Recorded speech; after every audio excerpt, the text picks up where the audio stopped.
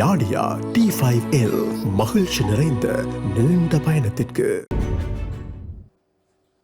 சிறியொரு விளம்பர இடைவேளையை தொடர்ந்து இணைந்திருக்கின்றோம். இன்றைய நாளுக்குரிய பத்திரிகைகள் பார்வையோடு இன்றும் கைவசம் 4 பத்திரிகைகள் இருக்கின்றன. முதலிலே ஈழநாட்டு பத்திரிகை கண்ணோட்டத்தோடு இணைந்திருக்கலாம். இன்றைய நாளுக்குரிய ஈழநாட்டு பத்திரிகையின் பிரதான தலைப்பிடலாக ரஷ்யாவிடம் எரிபொருளை பெறும் பேச்சுவார்த்தை முக்கிய கட்டத்தில், அந்நாட்டு பிரதி அமைச்சர் கொழும்பு வருகின்றார். ரஷ்யாவிலிருந்து எரிபொருள் கொள்வனவு செய்வது தொடர்பான ஆலோசனைகள் முன்னெடுக்கப்பட்டு வரும் நிலையில் ரஷ்யாவின் எரிசக்தி பிரதி அமைச்சர் ரோமன் மார்ஷவின் இன்று இலங்கை வரவுள்ளார் என தெரிவிக்கப்படுகின்றது. ரஷ்ய எரிசக்தி பிரதி அமைச்சரின் இந்த வருகையை உறுதிப்படுத்திய அமைச்சர் விஜித கேரத் இன்று நடைபெறவுள்ள சந்திப்பில் அவரோடு முக்கிய பேச்சுவார்த்தைகளை நடாத்த உள்ளதாகவும் தெரிவித்திருக்கின்றார். ரஷ்யாவிடமிருந்து அரசாங்கங்களுக்கு இடையிலான ஒப்பந்தத்தின் அடிப்படையில் எரிபொருளை கொள்வனவு செய்வது குறித்து ராஜதந்திர மட்டத்திலான பேச்சுவார்த்தைகள் நடைபெற்று வருவதாக அமைச்சரவை தீர்மானங்களை அறிவிக்கும் செய்தியாளர் சந்திப்பில் அமைச்சர் நடிந்த ஜெயதிச தெரிவித்திருக்கின்றார். ரஷ்யாவில் இருந்து எரிபொருள் இறக்குமதி செய்யப்படுமா என எழுப்பப்பட்ட கேள்விக்கு பதிலளித்த அவர் ரஷ்ய பிரதி அமைச்சரின் வருகையின் போது இது குறித்து விரிவாக ஆராயப்படும் எனவும் தெரிவித்திருக்கின்றார் என்று இன்றைய பிரதான தலைப்பிடல் அமைந்திருக்கிறது. தொடர்ச்சியாக ஏனைய முற்பக்க செய்திகளுக்குள் யாழ் பல்கலையின் துணைவேந்தராக பேராசிரியர் தி வேல் நம்பி பதவியேற்பு என்ற தலைப்பிடலோடு ஒரு புகைப்படம் தாங்கிய செய்தி பிரசுரமாக இருக்கிறது. தொடர்ச்சியாக அந்த செய்தியை பார்க்கையில் யாழ்ப்பாண பல்கலைக்கழகத்தின் 11வது துணைவேந்தராக சிரேஷ்ட பேராசிரியர் தி வேல் நம்பி நேற்று புதன்கிழமை தனது கடமைகளை பொறுப்பேற்றுக் கொண்டார். முன்னாள் துணைவேந்தர் பேராசிரியர் ஸ்ரீ சத்குணராஜாவின் பதவிக்காலம் நேற்றுடன் நிறைவுக்கு வந்ததை தொடர்ந்து இன்று முதல் அடுத்து வரும் 3 வருடங்களுக்கு செயற்படும் வகையில் கணக்கியலில் சிரேஷ்ட பேராசிரியரும் உயர்பட்ட படிப்புகள் பீடத்தின் பீடாதிபதியுமான பேராசிரியர் தி வேல் நம்பி துணைவேந்தராக ஜனாதிபதி அனுரகுமார திசாநாயக்கவினால் நியமிக்கப்பட்டிருந்தார். பல்கலைக்கழகத்தினுள் அமைந்துள்ள ஸ்ரீ பார்வதி சமேத பரமேஸ்வரன் ஆலயத்தில் நடைபெற்ற விசேட அபிஷேக ஆராதனைகளை தொடர்ந்து மங்கள வாத்தியம் முழங்க அழைத்து வரப்பட்ட பேராசிரியர் தி வேல் நம்பி துணைவேந்தர் அலுவலகத்தில் உத்தியோகபூர்வ ஆவணத்தில் கையெழுத்திட்டு தனது கடமைகளை பொறுப்பேற்றுக் கொண்டார். இந்நிகழ்வில் பல்கலைக்கழகத்தின் முன்னாள் துணைவேந்தர், பதிவாளர், பீடாதிபதிகள், பேரவை உறுப்பினர்கள், நிதியாளர், நூலகர், பேராசிரியர்கள், விரிவுரையாளர்கள், அலுவலகர்கள் மற்றும் பணியாளர்கள் உட்பட பலர் கலந்து கொண்டனர் என்று அந்த செய்தி பிரசுரமாக இருக்கிறது. தொடர்ச்சியாக செய்திகளுக்குள் மக்களின் காணிகளை கையகப்படுத்தியுள்ள வன ஜீவராசிகள் திணைக்களம் உடனே வெளியேற வேண்டும், கட்டைக்காடு பங்குச்சந்தை வசந்தன் கோரிக்கை என்ற தலைப்பிடலோடு ஒரு செய்தி அமைந்திருக்கிறது. அந்த செய்தியை பார்க்கையில் வடமராட்சி கிழக்கில் பெருமளவான மக்களின் நிலப்பரப்பை கையகப்படுத்தி வைத்துள்ள வன ஜீவராசிகள் திணைக்களம் மக்களின் காணிகளை மக்களிடமே கையளித்துவிட்டு உடன் வெளியேற வேண்டும் என கட்டைக்காடு பங்குச்சந்தை திரு வசந்தன் அடிகளார் தெரிவித்திருக்கின்றார் என்ற அந்த செய்தியோடு அமெரிக்கா அறிவித்த போர் நிறுத்த முன்மொழிவை நிராகரித்தது ஈரான். அமெரிக்காவில் திணிக்கப்பட்ட போரை முடிவுக்கு கொண்டு வருவதற்காக முன்வைக்கப்பட்ட அமெரிக்காவின் முன்மொழிவை ஈரான் நிராகரித்துள்ளதாக அந்நாட்டின் உயர்மட்ட அரசியல் பாதுகாப்பு அதிகாரி ஒருவர் சர்வதேச ஊடகம் ஒன்றுக்கு தெரிவித்திருக்கின்றார் என்ற அந்த செய்தியோடு வடக்கு விவசாயிகளின் பிரச்சனை ஆளுநர் தலைமையில் ஆராய்வு என்ற தலைப்பிடலோடு ஒரு செய்தியும், திரைசேரியை சூறையாடி கொண்டு பெலவத்தை கணக்கை நிரப்பும் அரசு சாடுகின்றது பொதுஜன பெரமுன என்ற தலைப்பிடலோடு இன்னொரு செய்தியும் பிரசுரமாக இருப்பதனை காணக்கூடியதாக இருக்கிறது. தொடர்ச்சியாக செய்திகளுக்குள் அரசு சேவைகளை தடையின்றி முன்னெடுக்க விசேட தீர்மானம். அரசு சேவைகளை எவ்வித இடையூறுமின்றி சீரான முறையில் முன்னெடுத்து செல்வதற்காக நியமிக்கப்பட்ட அமைச்சரவை உபகுழுவின் 2வது கூட்டம் நேற்று நடைபெற்றது. பிரதமர் கலாநிதி ஹரிணி அமரசூரிய தலைமையில் ஜனாதிபதி அலுவலகத்தில் இக்கூட்டம் இடம்பெற்றிருக்கின்றது என்று அந்த செய்தி தொடர்ந்து செல்வதனை காணக்கூடியதாக இருக்கிறது. தொடர்ச்சியாக செய்திகளை பார்க்கையில் பிரதமர் பங்கேற்ற கூட்டத்தில் கலந்து கொள்ளாத ஆசிரியர்கள் தங்களை கல்வி அலுவலகம் விசாரணை என்ற தலைப்பிடலோடு ஒரு செய்தியும், மணக்காட்டில் மக்களை தாக்கிய போலீஸ் மனித உரிமை ஆணைக்குழு விசாரணை என்ற தலைப்பிடலோடு ஒரு கட்டமிடப்பட்ட செய்தியும் பிரசுரமாக இருக்கிறது. இவைதான் இன்றைய நாளுக்குரிய ஈழநாட்டு பத்திரிகையினுடைய முதற்பக்க செய்திகளாக இருக்கிறது. தொடர்ச்சியாக உட்பக்க செய்திகளுக்குள் சித்திரை புத்தாண்டுக்கு பின் மின்வெட்டு ஏற்படும் அபாயம், மின்சார பொறியியலாளர் சங்கம் எச்சரிக்கை.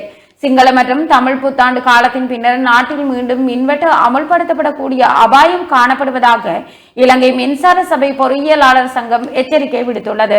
தற்போது தடையின்றி மின்சாரம் வழங்கப்பட்ட போதிலும் நிலவும் டீசல் தட்டுப்பாடு மற்றும் நிலக்கரி விநியோகத்தில் ஏற்பட்டுள்ள சிக்கல்கள் காரணமாக இம்முறைமையை புத்தாண்டுக்கு பிறகு தொடர்ந்து முன்னெடுத்து செல்வது கடினம் என மூத்த பொறியியலாளர் ஒருவர் தெரிவித்திருக்கின்றார்.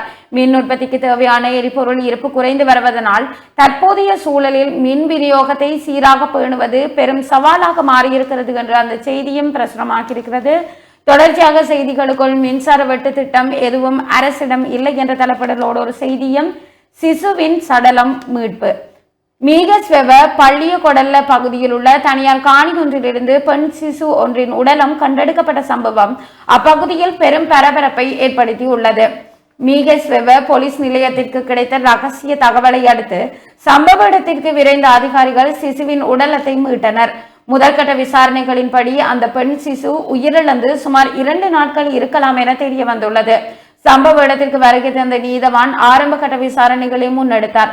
இதனைத் தொடர்ந்து மரணத்திற்கான துல்லியமான காரணத்தை கண்டறிவதற்காக சிசுவின் உடலம் பிரேத பரிசோதனைக்கு உட்படுத்தப்பட உள்ளது என்று அந்த செய்தி பிரசுரமாகியிருப்பதனை காணக்கூடியதாக இருக்கிறது. தொடர்ச்சியாக இன்றைய நாளுக்குரிய இளநாட்டு பத்திரிகை ஆசிரியர் தலையங்கமாக ஈரானிய கப்பல் விவகாரத்தை உள்நாட்டு அரசியலுக்கு பயன்படுத்தலாகாது என்ற தலைப்பிடலோடு பத்திரிகை ஆசிரியர் தலையங்கம் இடம்பெற்றிருக்கிறது. தொடர்ச்சியாக செய்திகளை பார்க்கையில் நேர்மையுடனும் கண்ணியத்துடனும் மக்களுக்கு சேவையாற்ற வேண்டும். புதிய அலுவலகர்களுக்கு வடக்கு ஆளுநர் அறிவுரை. எவ்வித அரசியல் தலையீடுகளோ இளஞ்ச ஊழல் மோசடிகளோ இன்றி மிகவும் நேர்மையான முறையில் வடக்கு மாகாண பொது சேவையில் இணைந்துள்ள புதிய உத்தியோகத்தர்கள் அதே நேர்மையுடனும் கண்ணியத்துடனும் மக்களுக்கு சிறந்த சேவை ஆற்ற முன்வர வேண்டும் என வடக்கு மாகாண ஆளுநர் நாகலிங்கம் வேதநாயகன் தெரிவித்தார். வடக்கு மாகாண பொது சேவையில் வெற்றிடமாக காணப்பட்ட 3 குடியேற்ற உத்தியோகத்தர்கள் மற்றும் 48 வாகன சாரதிகளுக்கான நியமன கடிதங்கள் வழங்கும் நிகழ்வு நேற்று முன்தினம் செவ்வாய்க்கிழமை பிற்பகல் வடக்கு மாகாண பிரதேச செயலாளர் அலுவலக கேட்போர் கூடத்தில் நடைபெற்றது. இந்நிகழ்வில் அதிதியாக கலந்து கொண்டு நியமன கடிதங்களை வழங்கி வைத்து உரையாற்றும் போதே ஆளுநர் மேற்கண்டவாறு குறிப்பிட்டிருக்கின்றார் என்று அந்த செய்தி பிரசுரமாக இருக்கிறது. தொடர்ச்சியாக செய்திகளுக்குள் நட்சத்திர விடுதியிலிருந்து மதுபான போத்தல்கள் மீட்பு என்ற தலைப்பிடலோடு ஒரு கட்டமிடப்பட்ட செய்தியும் காணாமல் ஆக்கப்பட்டவர்கள் தொடர்பில் பொறுப்புக்கூறல் பொறிமுறை வேண்டும். பாதிக்கப்பட்ட குடும்பங்கள் அறிக்கை. இலங்கையில் காணாமல் போனோர் மற்றும் வலிந்து காணாமல் ஆக்கப்பட்டவர்கள் தொடர்பான உண்மைத்தன்மையை கண்டறிவதற்கும் அதற்கான பொறுப்புக்கூறல் பொறிமுறை ஒன்றை உருவாக்குமாறும் கோரி காணாமல் போனவர்களின் குடும்பங்கள் அமைப்பு புதிய அறிக்கை ஒன்றை சமர்ப்பிக்க உள்ளது என்ற அந்த செய்தி தொடர்ந்து செல்வதனை காணக்கூடியதாக இருக்கிறது. தொடர்ச்சியாக செய்திகளுக்குள் மாகாண சபைகளுக்கான தேர்தல் மீண்டும் தள்ளி போகும் சூழ்நிலை. மாகாண சபை தேர்தலை நடாத்துவது தொடர்பாக அரசாங்கத்திற்கும் எதிர்கட்சிக்கும் இடையே இணக்கப்பாடு எட்டப்படாததால் தேர்தல் மீண்டும் தள்ளி போகும் சூழல் உருவாகியுள்ளது.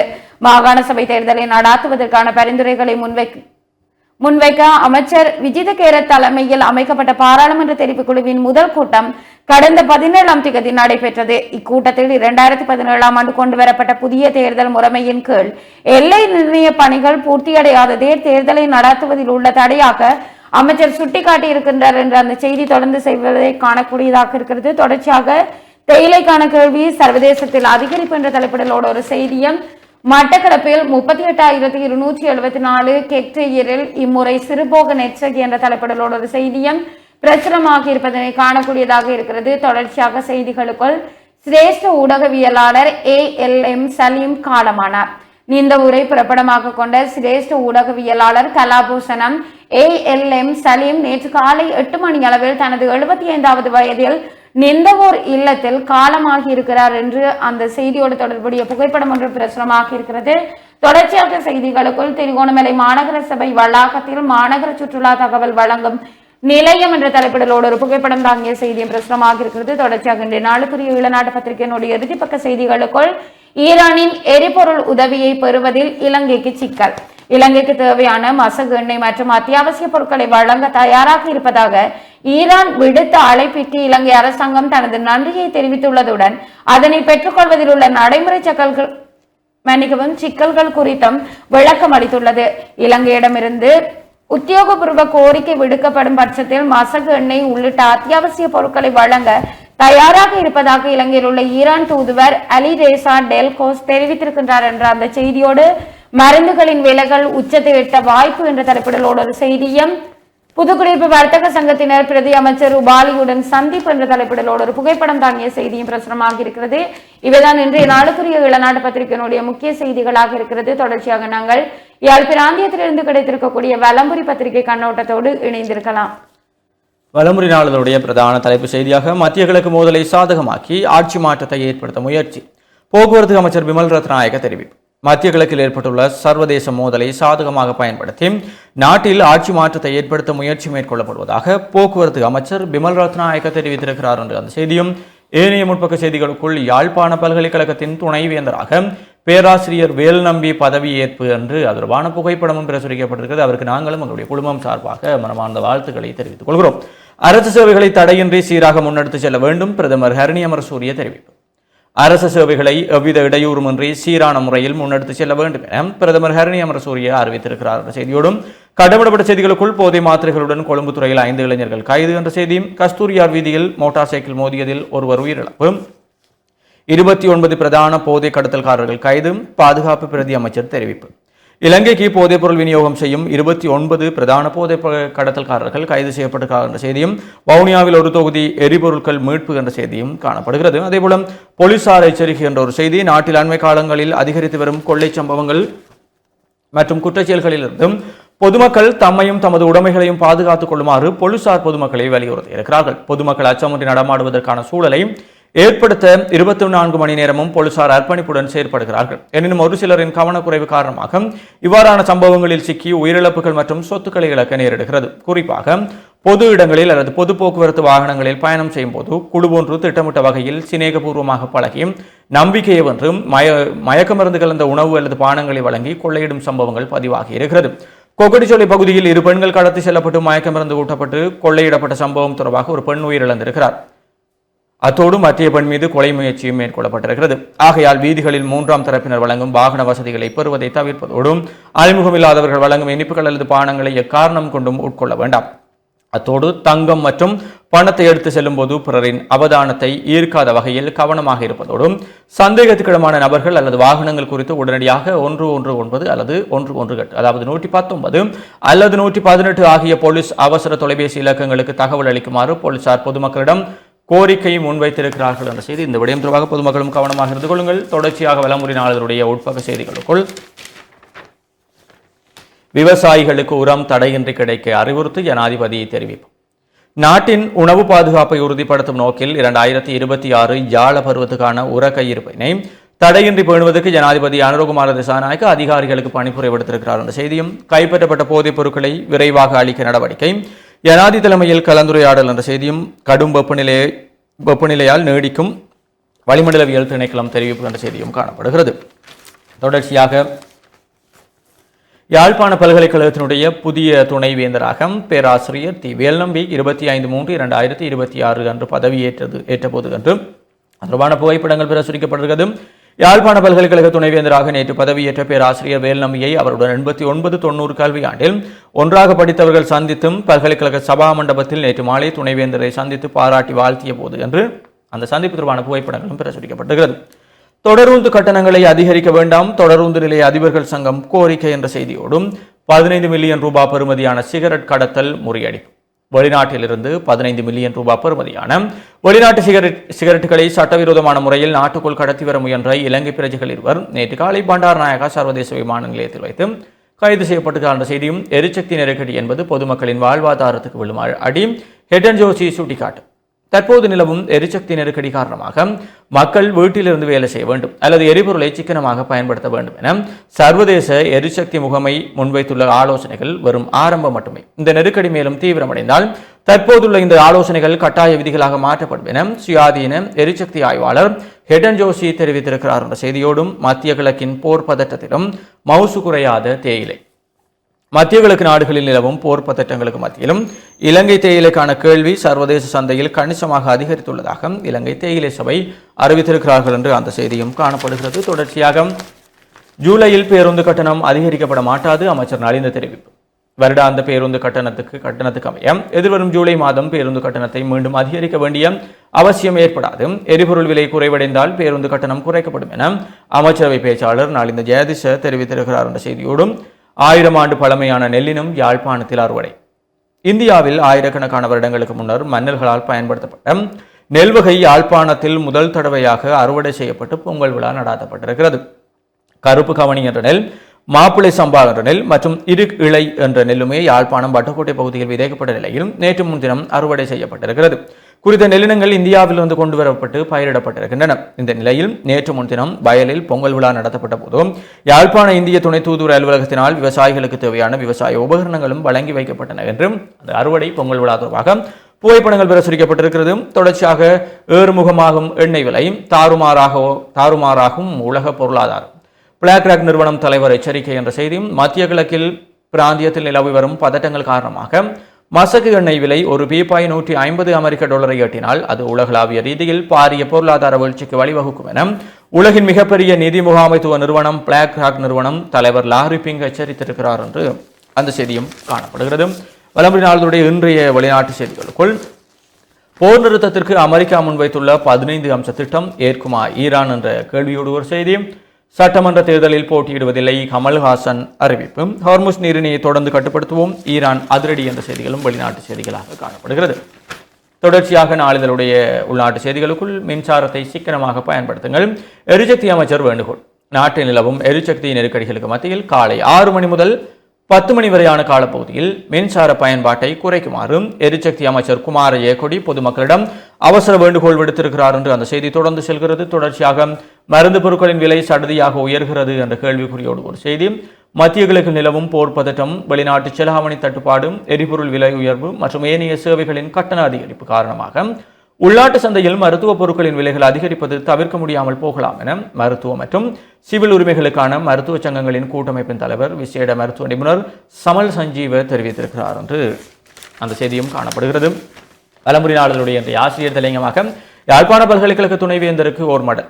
யாழ்ப்பாண பல்கலைக்கழகத்தின் துணைவேந்தராக நேற்றைய தினம் பதவியேற்றிருக்கக்கூடிய சிரேஷ்ட பேராசிரியர் திருநாவுக்கரசு வேல்நம்பி அவர்களுக்கு முதற்க நமது பாராட்டுகளும் வாழ்த்துக்களும் உரித்தாகுக. யாழ்ப்பாண பல்கலைக்கழகம் எங்கள் தமிழ் தேசத்தின் அதியுயர் சொத்து. எங்கள் தமிழினம் சார்ந்து சர்வதேச சமூகம் மதிப்பீடு செய்வதற்கான உயர் கலாபீடமாக விளங்குவதும் இதுவே.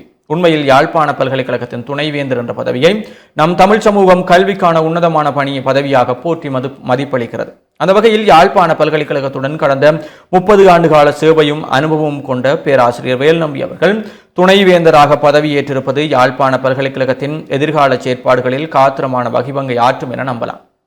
பொதுவில் ஒரு பல்கலைக்கழகம் என்பது தான் சார்ந்த இனக்குழுமம், சமூகம், தேசம் துறவில் தூர நோக்குடன் தனது பட்டப்படிப்புகளையும் ஆய்வுகளையும் மேற்கொள்வது இருப்பது அவசியம். அந்த வகையில் யாழ்ப்பாண பல்கலைக்கழகத்தை பொறுத்தவரை எங்கள் தமிழர் தேசத்தின் அனைத்து பிரதேசங்களும் பல்கலைக்கழகத்தின் கிளைகளும் பீடங்களும் அமையப்பெற்று அதன் மூலம் அந்தந்த பிரதேசங்களின் அபிவிருத்தி கட்டமைக்கப்பட வேண்டும்.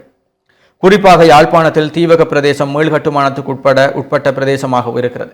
எனவே தீவகத்தின் எதிர்கால அபிவிருத்தி கருதி யாழ் பல்கலைக்கழகத்தின் பொருத்தமான துறையை பீடத்தை தீவகத்தில் நிறுவுவதன் மூலம் அப்பிரதேசத்தில் மீள்குடியேற்றங்களையும் அந்த பிரதேசத்தின் கல்வி மற்றும் தொழிற்சார் வளர்ச்சியையும் ஏற்படுத்த முடியும். இது விடயத்தில் புதிய துணைவேந்தராக பேராசிரியர் வேல்நம்பி அவர்கள் ஆக்கப்பூர்வமான செயற்பாடுகளை மேற்கொள்வார் என நம்பலாம். இதே போன்றும் காங்கேசந்துறையில் அமையப்பட்ட ஜனாதிபதி மாளிகையை யாழ்ப்பாண பல்கலைக்கழகத்துக்குரியதாக ஆக்குவதும் பொருத்தமானதாக இருக்கும். அத்துடன் எங்கள் தமிழ் சமூகம் யாழ்ப்பாண பல்கலைக்கழகத்தினோடு வளம் பெறுவதற்கு வேண்டிய அத்தனை கருமங்களையும் புதிய துணைவேந்தர் ஆற்ற வேண்டும் என்பது எம்மவர்களின் விருப்பும் எதிர்பார்ப்புமாகும் என்று வலம்புரி நாளிதழுடைய ஆசிரியர் தலையங்கம் காணப்படுகிறது. தொடர்ச்சியாக கொழும்பில் மர்மமான முறையில் காணாமல் போன தம்பதியினர் 6 வருடங்களுக்கு பின்னர் படுகொலை செய்யப்பட்டமை கண்டுபிடிப்பு. கொரோனா காலத்தில் கொழும்பு கிராண்ட்பாஸ் பகுதியில் மர்மமான முறையில் காணாமல் போனதாக கருதப்பட்ட தம்பதியினர் 6 வருடங்களுக்கு பிறகு படுகொலை செய்யப்பட்டமை கண்டுபிடிக்கப்பட்டுள்ளதுடன் அவர்களின் சடலங்களும் தற்போது தோண்டி எடுக்கப்பட்டிருக்கிறது. கடந்த 2020ஆம் ஆண்டு கிராண்ட்பாஸ் போலீஸ் பிரிவிற்குட்பட்ட வெள்ளம்பட்டிய கப்பிக்குடுவ வர்த்தக பகுதியில் வசித்து வந்த 62 வயதுடைய தம்பதியினர் திடீரென காணாமல் போயிருந்தார்கள். இது தொடர்பாக உறவினர்கள் ஆரம்பத்தில் கிராண்ட்பாஸ் போலீசில் முறைப்பாடு செய்திருந்த போதிலும் நீண்ட காலமாக எவ்வித தடயங்களும் கிடைக்காத நிலையில் விசாரணை முடங்கியிருந்தது. இந்த நிலையில் காணாமல் போன பெண்ணின் சகோதரி தனது சகோதரிக்கு சொந்தமான தங்கத்தோடு போன்ற ஒரு தோட்டை அண்டை வீட்டு பெண் அணிந்திருப்பதை தற்செயலாக கண்டிருக்கிறார். இது குறித்து எழுந்த பலத்த சந்தேகத்தை அடுத்தும் கொழும்பு குற்றத்தடுப்பு பிரிவில் வழங்கப்பட்ட முறைப்பாட்டின் அடிப்படையில் தீவிர விசாரணைகள் ஆரம்பிக்கப்பட்டன. பல மணி நேர விசாரணைகளின் பின்னர் அண்டை வீட்டை சேர்ந்த 46 வயதுடைய நபர் மற்றும் அவரது 48 வயதுடைய மனைவி ஆகியோர் கைது செய்யப்பட்டனர். குறித்த சந்தேக நபர்கள் கடும் போதைப் பொருள் பாவனையாளர் என்றும் அக்கம்பக்கத்தினருடன் அடிக்கடி தகராறில் ஈடுபடுபவர்கள் என்றும் போலீசார் தெரிவித்தனர். கைது செய்யப்பட்ட சந்தேக நபர்கள் வழங்கிய அதிர்ச்சியூட்டும் வாக்குமூலத்தின்படி இரு தரப்பினருக்கும் இடையில் நிலவி வந்த தொடர்ச்சியான வாக்குவாதங்கள் மற்றும் தகராறுகள் காரணமாகவே இந்த இரட்டை கொலை இடம்பெற்றிருக்கிறது. கடந்த 2020ஆம் ஆண்டு தம்பதியினர் தங்கள் வீட்டிற்கு பின்புறமாக அழைத்து சென்று கூர்மையான ஆயுதங்களால் கழுத்தையும் வெட்டி தலையையும் துண்டித்து கொடூரமான முறையில் கொலை செய்திருக்கிறார்கள். 6 வருடங்களாக மறைக்கப்பட்டிருந்த கொடூர கொலை சம்பவம் கொழும்பு பகுதியில் பெரும் பரபரப்பை ஏற்படுத்தி இருக்கிறது என்று அந்த செய்தி. கடனை திருப்பிச் செலுத்தாததால் நாய்க்கூண்டில் அடைத்து சித்திரவதை, 6 சந்தேக நபர்கள் கைது, லுணுவினரில் சம்பவம் என்ற செய்தியும் காணப்படுகிறது.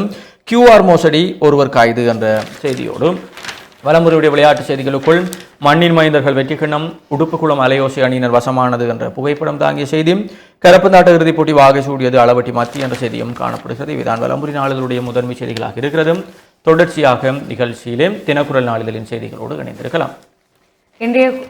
இன்றைய நாளுக்குரிய தினக்குரல் பத்திரிகையின் பிரதான தலைப்பிடலாக முல்லைத்தீவு எல்லை கிராமங்களிலும் அனுர ஆட்சியிலும் ஓயாத நிலப்பரிப்பு, நாடாளுமன்ற உறுப்பினர் து. ரவிகரன் காட்டம்.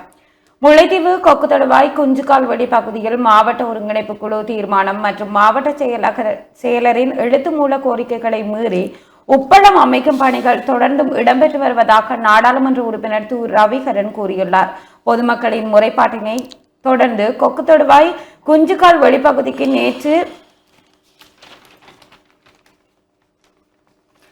நேரில் சென்றிருந்த நாடாளுமன்ற உறுப்பினர் ரவிகரன் எம்பி அங்கு நடைபெறும் விடயங்கள் தொடர்பில் ஊடகங்களுக்கு கருத்து தெரிவிக்கையில், கடந்த 12ஆம் திகதி வவுனியா மாவட்ட செயலகத்தில் இடம்பெற்ற விசேட ஒருங்கிணைப்பு குழு கூட்டத்தில் மேற்படி உப்பளம் அமைக்கும் பகுதியில் தமிழ் மக்களின் நிலங்கள் உள்ளதால் அடாத்தான இந்த நில அபகரிப்பு நடவடிக்கையினை உடனடியாக நிறுத்த வேண்டும் என கூறியதுடன் உப்பளம் அமைப்பதற்கு வனவள திணைக்களம் மற்றும் மகாவலி அதிகார சபை ஆகியன சட்டவிரோதமான அனுமதியை வழங்கியுள்ள நிலையில் அதனை உடனடியாக நிறுத்தி உப்பளம் அமைப்போர் மற்றும் சட்டவிரோதமாக அனுமதி வழங்கியவர்கள் மீது நடவடிக்கை எடுக்க கோரியிருந்தேன். அதற்கு பதிலளித்த காணி அமைச்சர் KD லால்கந்த உப்பளம் அமைக்கும் பணிகளை உடனடியாக நிறுத்துமாறும் அந்த விடயம் தொடர்பாக முல்லைத்தீவு மாவட்ட செயலரை ஆராயுமாறும் பணிப்புரை வழங்கியிருந்தார்.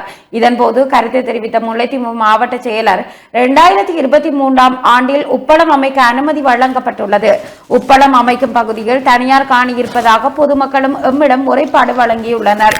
அதனை இனங்கண்டு உறுதிப்படுத்த வேண்டும் என கூறியிருந்தார். இதற்கமைய முல்லைத்தீவு மாவட்ட செயலர் உமாமகேஸ்வரன் மகாவலி அதிகார சபைக்கு கடிதம் ஒன்றை எழுதியிருந்தார். அந்த கடிதத்தில் முன்னர் குறிப்பிட்டதை போன்று நாடாளுமன்ற உறுப்பினர் து. ரவிகரன் மற்றும் பொதுமக்கள் சுட்டிக்காட்டியதற்கு அமைவாக தற்போது உப்பளம் அமைக்கப்படும் பகுதியில் தமிழ் மக்களின் நிலங்கள் மற்றும் மேய்ச்சல் நிலங்கள் உள்ளடங்கியுள்ளமை அவதானிக்கப்பட்டுள்ளது. ஆகவே உப்பளம் அமைக்கப்படும் நிலத்தின் உரிமையை உறுதிப்படுத்துவதற்காக உப்பளம் அமைக்க வழங்கப்பட்ட அனுமதியை நிறுத்தி வைக்குமாறு கோரப்பட்டது. ஆனால் உப்பளம் அமைக்கும் பணிகள் அங்கே தொடர்ந்து மேற்கொள்ளப்பட்டு வருகின்றது. பொதுமக்களின் அழைப்பின் பெயரில் நான் நேரில் சென்று பார்வையிட்டிருந்தேன். அங்கே பெருமளவில் உப்பள பணிகள் நடக்கின்றது. ஆக காணி அமைச்சர் மாவட்ட செயலர் சொல்வதையும் பொருட்படுத்தாமல் தாம் நினைத்ததை செய்வதற்கான அதிகாரம் மகாவலி அதிகார சபைக்கு இந்த ஆட்சியிலும் வழங்கப்பட்டுள்ளதா என கேள்வி எழுப்பியுள்ளதுடன் இந்த அநியாயத்திற்கு அரசாங்கம் பதில் சொல்லி ஆக வேண்டும் எனவும் கூறியிருக்கிறார் என்று இன்றைய பிரதான தலைப்பிடல் அமைந்திருக்கிறது. தொடர்ச்சியாக ஏனைய முற்பக்க செய்திகளுக்குள் யாழ் பல்கலைக்கழகத்தின் 11வது துணைவேந்தராக பேராசிரியர் தி. வேல்நம்பி நேற்று பதவியேற்றார் என்ற தலைப்பிடலோடு ஒரு புகைப்படம் தாங்கிய செய்தியும், QR குறியீட்டு மோசடி தொடர்பான 200 முறைப்பாடுகள் குறித்த விசாரணைகள் ஆரம்பமானது என்ற தலைப்பிடலோடு ஒரு கட்டமிடப்பட்ட செய்தியும் பிரசுரமாகி இருக்கிறது. தொடர்ச்சியாக செய்திகளுக்குள் மாலை 6 மணி முதல் 10 மணி வரை மின்சாரத்தை சிக்கனமாக பயன்படுத்த உதவி செய்யுங்கள். இலங்கையில் மாலை 6 மணி தொடக்கம் இரவு 10 மணி வரையிலான காலப்பகுதியில் மின்பாவனை அதிகமாக உள்ளதாக கூறியுள்ள வலுசக்தி அமைச்சர் குமார ஜெயக்குடி இந்த காலப்பகுதியில் மின்சாரத்தை சிக்கனமாக பயன்படுத்துமாறு கோரிக்கை விடுத்திருக்கின்றார் என்ற அந்த செய்தியோடு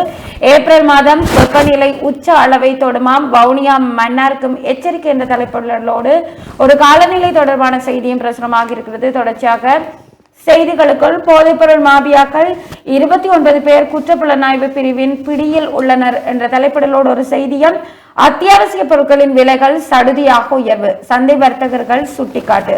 மத்திய கிழக்கில் நிலவும் சூழ்நிலையால் அத்தியாவசிய பொருட்களின் விலைகள் அதிகரித்துள்ளதாக வர்த்தகர்கள் மற்றும் விநியோகஸ்தர்கள் கூறியிருக்கின்றனர் என்ற அந்த செய்தியும் பிரசுரமாக இருப்பது காணக்கூடியதாக இருக்கிறது. இவைதான் இன்றைய நாளுக்குரிய தினக்குரல் பத்திரிகையினுடைய முக்கிய முதற்பக்க செய்திகளாக இருக்கிறது. தொடர்ச்சியாக உட்பக்க செய்திகளுக்குள் பட்டதாரிகள் அறிவுத்திறனுடன் தொழில் முயற்சியாளராக உருவாக்க வேண்டும். யாழ் பல்கலைக்கழக துணைவேந்தர் பேராசிரியர் வேல் நம்பி தெரிவிப்பு. பட்டதாரிகள் தொழில் தேடுபவர்களாக இருக்காது, அறிவுத்திறனுடன் தொழில் முயற்சியாளராக உருவாக்க வேண்டும்.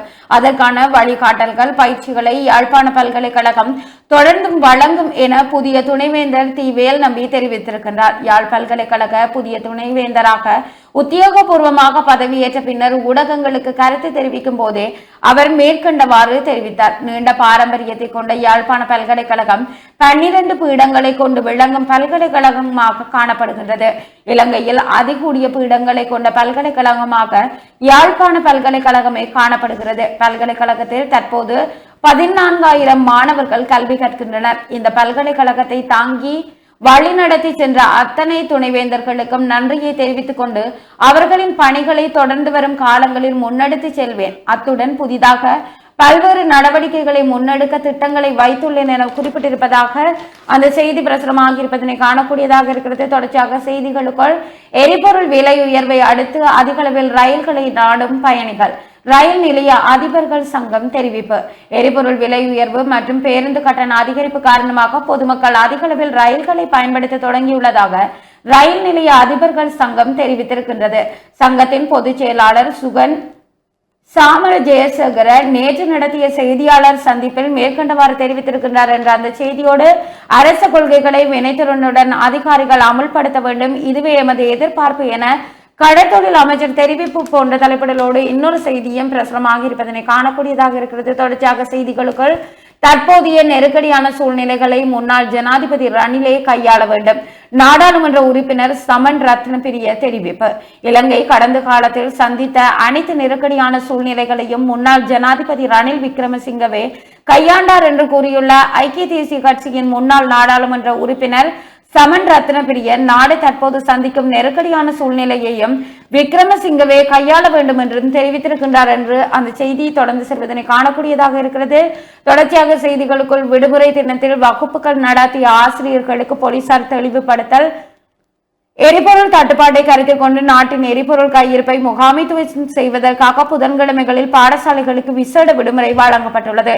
இந்த விடுமுறை தினத்தில் ஹெட்டன் கிஜிராபுர பகுதியில் உள்ள திறந்தவெளி இடம் ஒன்றில் ஹெட்டன் பிரதான தமிழ் பாடசாலை ஒன்றைச் சேர்ந்த 2 ஆசிரியர்கள் எவ்வித அடிப்படை வசதிகளுமின்றி மாணவர்களுக்கு வகுப்புகளை நடாத்தியுள்ளனர்.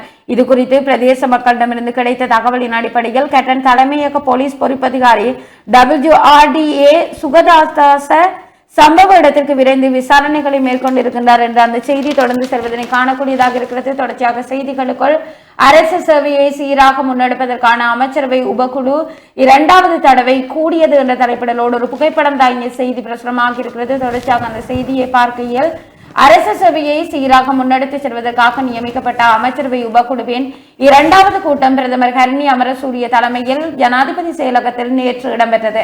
பொதுமக்களுக்கு அரசாங்கத்தின் தேவைகளை தடையின்றி வழங்குவது குறித்தும் அரசு ஊழியர்கள் எதிர்கொள்ளும் பிரச்சனைகளை தவிர்ப்பதற்கு எடுக்கப்பட வேண்டிய அவசர நடவடிக்கைகள் குறித்தும் இதன்போது விரிவாக கலந்துரையாடப்பட்டது என்ற அந்த செய்தி தொடர்ந்து செல்கிறது. தொடர்ச்சியாக செய்திகளுக்குள் வடமாகாண விவசாயிகளின் அர்ப்பணிப்பு அபரிமிதமானது. விவசாய பணிப்பாளர் நாயகம் பெருமிதம் என்ற தலைப்பிடலோடு ஒரு செய்தியும். கடனை செலுத்தாத தொழிலாளியை நாய்க்கூண்டில் அடைத்து வைத்து சித்திரவதை செய்தவர்கள் கைது. கடனாக பெற்ற பணத்தை திருப்பி செலுத்தவில்லை என்ற காரணத்திற்காக மேசன் தொழிலாளி ஒருவரை கடத்தி சென்று நாய்க்கூண்டில் அடைத்து வைத்திருந்த கும்பலை லுணுவில போலீசார் சுற்றி வளைத்து கைது செய்துள்ளனர். கடந்த 23ஆம் தேதி லுணுவில வெண்ணப்புவ மற்றும் பண்டிருப்புவ பகுதிகளில் முன்னெடுக்கப்பட்ட விசேட தேடுதல் நடவடிக்கையின் போதே பாதிக்கப்பட்ட நபர் மீட்கப்பட்டார். கற்பிட்டி நுரைச்சோலை மாம்புரி பகுதியில் வசிக்கும் குறித்த மேசன் தொழிலாளி கடந்த 23ஆம் தேதி அதிகாலை 2 மணி அளவில் தனது மனைவி மற்றும் மகளுடன் வீட்டில் உறங்கிக் கொண்டிருந்தார். இதன்போது இனந்தெரியாத கும்பல் ஒன்று கதவை தட்டி அவரை பலவந்தமாக வெள்ளை நிற காரில் கடத்தி சென்றுள்ளது. இது குறித்து அவரது மனைவி நுரைச்சோலை போலீஸ் நிலையத்தில் வழங்கிய முறைப்பாட்டினை தொடர்ந்து விசாரணைகள் முடுக்கிவிடப்பட்டன என்று அந்த செய்தி தொடர்ந்து செல்வதனை காணக்கூடியதாக இருக்கிறது. தொடர்ச்சியாக செய்திகளை பார்க்கையில் வடக்கு விவசாயத்துறையை தேசிய மட்டத்திற்கு முன்னேற்றுவது குறித்து உயர்மட்ட கலந்துரையாடல் என்ற தலைப்பிடலோடு ஒரு செய்தியும். யாழ் பல்கலைக்கழக துணைவேந்தராக பேராசிரியர் வேல் நம்பி பதவியேற்றார் என்ற தலைப்பிடலோடு இன்னொரு செய்தியும் பிரசுரமாக இருப்பதனை காணக்கூடியதாக இருக்கிறது. இவைதான் இன்றைய நாளுக்குரிய தினக்குரல் பத்திரிகையினுடைய முக்கிய செய்திகளாகவும் இன்றைக்கு பிளந்திருக்கக்கூடிய ஏனைய நாளிதழ்களின் முக்கிய செய்திகளாகவும் அமைந்திருக்கிறது.